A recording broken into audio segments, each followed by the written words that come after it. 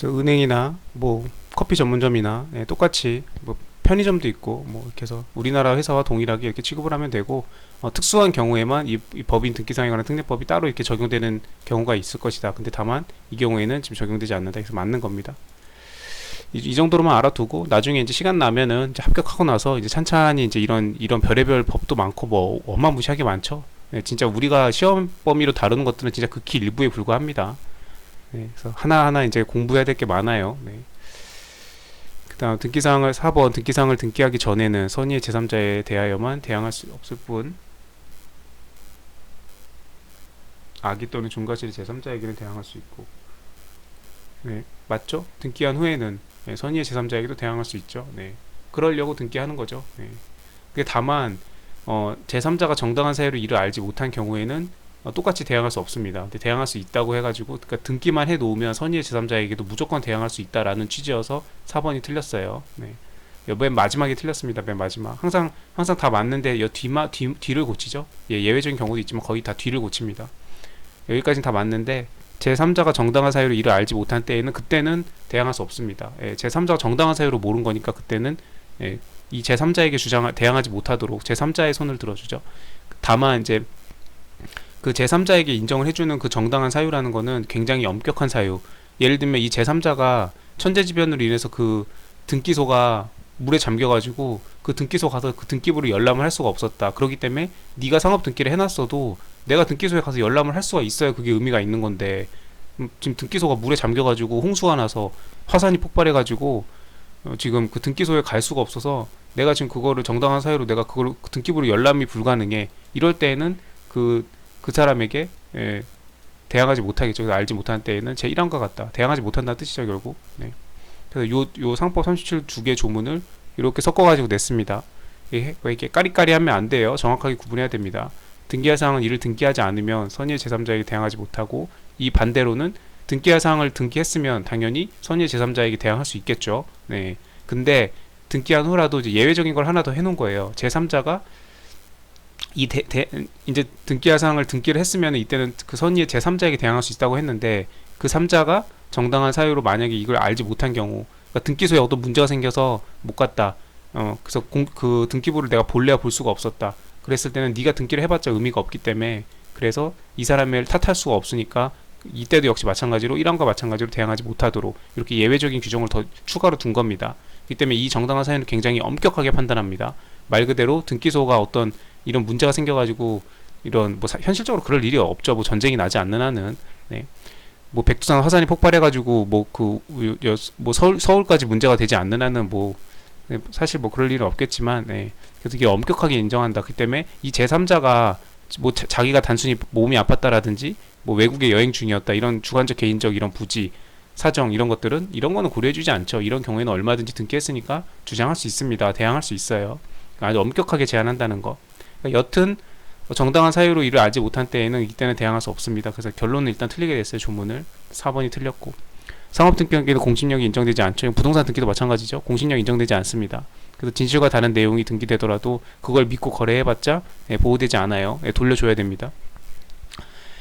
예외적으로 법률상 또는 사실상 추정력이 인정되는 경우가 있다. 있죠. 이게 얘는 꼭 알아두는 게 좋죠. 뭐 별걸 아니고 그 타인의 상호, 이렇게 해서 동일한 동종영업, 동이죠. 동일한 지역 내, 서울하고 부산은 상관이 없으니까, 동일한 지역 내 동종영업, 여기는 신발 파는 데고 여기는 감자탕 파는 데면 상관이 없죠. 뭐 헷갈릴 염려도 없고 부정 사용으로 볼 수도 없죠. 여기는 제과점이고 여기는 철근 콘크리트 시멘트 파는 거면 아무 상관없죠. 시멘트랑 빵이랑. 동종 영업이어야 되고, 이렇게 해서 타인이 등기한, 아까 개인은 상호를 등기하지 않아도 영업하는데 아무런 문제가 없다고 했으나 등기를 해놨으면은 좀 더 법률상 두터운 보장을 받을 수 있다고 그랬죠. 등기를 안 해놔도 보장을 받을 수 있습니다. 내가 먼저 감자탕집 하고 있었는데 등기 안 해놓고 쓰고 있었어도 다른 집에서 우리 집이랑 똑같은 상호를 나중에 만들어서 동종 지역에다가 만약에 했다? 동종 영업으로? 그러면은 그 부정하다고 해가지고 소송 걸면 됩니다. 그래서 그 상호 내 상호랑 똑같은 거 못 쓰게 하고, 그 다음에 여태까지 상호 쓴 거 계산해가지고 손해배상 물도록 할 수 있어요. 내가 내 상호를 등기를 안 해놨어도, 등기를 해놨으면 더 수월하게 두텁게 보장을 받는 것 뿐이고, 그 때문에 강제사항은 아니다. 사용하는 자는 부정한 목적, 다만 이렇게 등기를 해놨으면은 상대방에게 부정한 목적이 사용되는 것으로 추정된다. 이걸 지금 상법 23조에서 법에서 지금 이 추정력을 부여하고 있죠. 그래서 이런 거를 법률상 추정이라고 합니다. 네, 그래서 상법 23조. 네, 예외적으로 이런 경우가 있다. 이게 이겁니다, 이거. 네, 맞는 거죠, 그래서. 43번. 자본금 감소로 인한 변경 등기. 네, 주식회사, 뭐 회사 중에 회사 5개 중에 가장 꽂히는 주식회사고, 주식회사는 뭐 사람에 관한 것과 임원, 대표이사 변경, 임원 변경, 뭐 회사 주소지 변경, 뭐 하여튼 이런 인적 사항에 관한 거, 그다음 물적 사항에 관한 거, 뭐 당연히 자본금, 네, 돈에 관한 거죠. 뭐 자본금 증가, 뭐 전환사채, 그다음 신주인수권부 사채, 뭐 이렇게 해서 자본금 증가하고 감소되고, 감자, 증자 이런 것들, 자본금 변경하고, 자본금 늘리고, 자본금 줄이고 이런 것들, 결손금 보전 이런 거. 그래서 회사의 인적 사항에 관한 거, 물적 사항에 관한 거 크게 둘로 나누어서 하는 거죠. 그러니까 당연히 중요한 핵심 부분이죠. 다음 설명적으로 가장 옳지 않은 것은 액면 주식을 발행한 회사에서 주식의 액면 금액을 인하하거나 주식을 이미 소각하는 방식으로 자본을 줄이는 경우에는 주권 제출 공고를 하였음을 증명하는 서면을 첨부할 필요가 없다. 이거 맞습니다. 네. 이 주식을 병합하거나 강제 소각, 이게 지금 이거는 임의 소각이죠. 예, 임의 소각 말고 강제 소각, 이런 경우에만 주권 제출 공고를 해야 되고, 그 다음에 이걸 했다는 거를 증명하는 서면을 첨부해야 됩니다. 강제 소각의 경우에만. 그래서 이 경우에는 안 해도 돼요. 첨부할 필요가 없어요. 맞는 겁니다. 주권의 기재사항에는 이렇게 액면 주식의 경우에 일주의 금액을 하도록 되어 있고, 이걸 인하하는 절차에 대해서는 상법에 별도의 규정이 없다. 그렇기 때문에 회사는 기본적으로 이렇게 하면 된다. 이 경우를 지금 말하는 겁니다. 1번. 네. 뭐 주권 제출 공고하고 뭐 이렇게 증명하는 서면을 이렇게 저기 할 필요는 없다. 다만 주식 병합, 그 다음에 주식 소각, 강제 소각을 말하는 거예요. 주식을 병합할 경우에는 이렇게 정해서 주권을 회사에 제출할 것을 공고하고, 주권 제출 공고하라고 지금 되어 있죠. 네, 440조, 상법 440조에 주식 병합할 때 이렇게 하라고 나와 있습니다.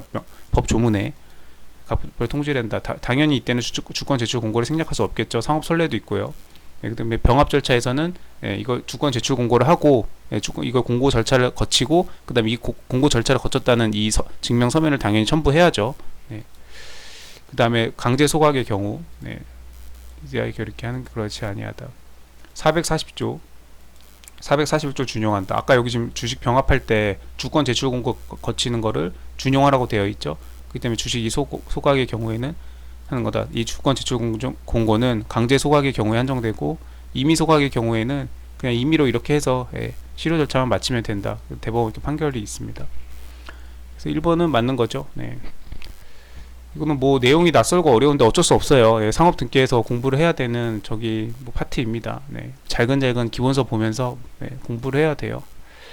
2번 결손금 보전을 위한 자본금 감소나 회사의 재무제표상 채무가 없는 경우에, 채무가 없으면은 채권자 보호 절차 안 해도 되는 거 아닌가? 생략해도 되지 않아요? 예. 보다 간이한 방법으로 그 절차를 밟을 수 있다. 이렇게 해서 그럴싸하지만, 이건 지금 틀렸습니다. 이게 지금 이 앞에 부분 결손금 보전을 위한 자본금 감소일 때는 이걸 안 해도 되는 게 맞아요. 맞는데 뒤에 부분 때문에 틀렸습니다. 지금 전형적인 구조 중에 하나죠. A나 B의 경우에는 이렇게 뭘 할 수 있다, 뭘 할 수 없다, 이런 식으로 A와 그다음 B 이렇게 두 가지 경우를 주고 이렇게 했습니다. 그러면 어떤 한 가지 경우에는 이 내용이 맞는데 이 다른 한 가지 경우에는 이 내용이 안 맞는, 그래서 A or B, 그래서 이 저기죠. 여기 뒷부분 회사의 재무제표상 채무가 없는 경우에 이렇게 재무제표상 채무가 없다는 이유만으로 이걸 생략하거나 이렇게 간소하게 이렇게 할 수는 없다. 이런 재무제표상 채무가 없을지라도 이 보호 절차를 거치란 얘기죠. 네. 그래서 생략하거나 이렇게 간이한 원법 절차를 밟을 수 없다. 여기를 틀렸네요. 2번이 답이네요. 그래서 이 뒷부분이 틀렸고, 여기 앞부분 결손금 보전을 위한 거는 맞습니다. 이때는 상관없어요. 자본금 감소에 대해서는 이렇게 하도록 되어 있고, 다만 상법 439조 보면 결손의 보전을 위한 자본금 감소, 여기 앞에 부분, 여기 A에 대한 부분은 그러하지 아니하다. 그러니까 이 채권자 이 절차를 거치지 않아도 된다는 얘기입니다. 조금 자세히 들여다보면 조문이 막 이렇게 여러 군데 퍼져 있죠. 그래서 그 싸이월드 파도 타기 하듯이 이렇게 자꾸 파도 타면서 들어가야 돼요. 규칙 142조를 보면 이건 상업 등기 규칙이죠. 그래서 자본금 감소나